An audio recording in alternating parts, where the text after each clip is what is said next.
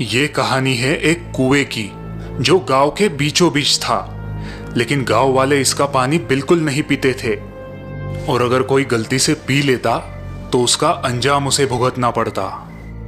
आओ आओ आओ हमारे पास आओ।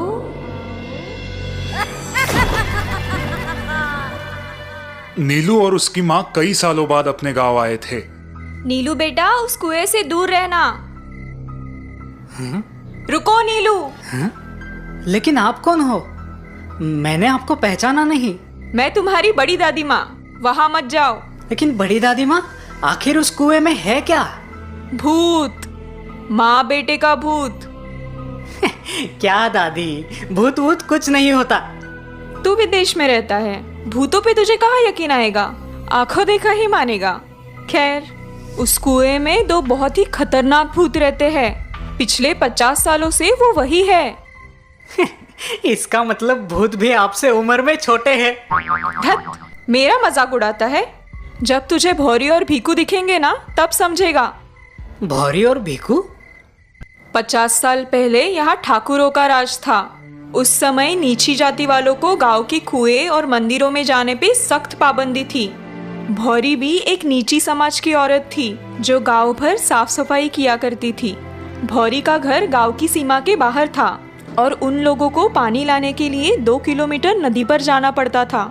कहते हैं भौरी अपने बेटे भीकू से बहुत प्यार करती थी, लेकिन एकाएक भीकू को कोई जानलेवा बीमारी हुई। उसने बिस्तर पकड़ लिया और फिर एक रात पानी पानी माँ, पानी। अभी लाई बेटा, अभी लाई। ठाकुर साहब, मेरा बेटा मर रहा है, मुझे एक लोटा पानी दीजिए। तू नीची जाति की है, तुझे इस कुएं का मीठा पानी नहीं मिलेगा।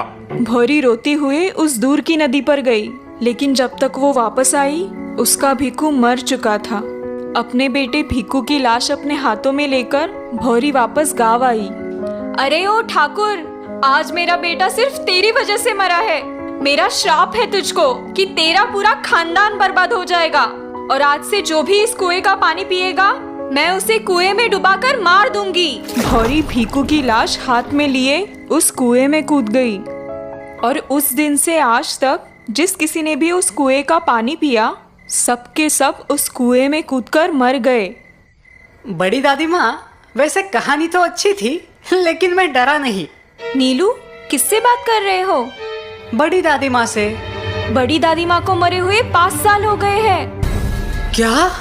उन्होंने उस कुएं में कूदकर जान दे दी थी।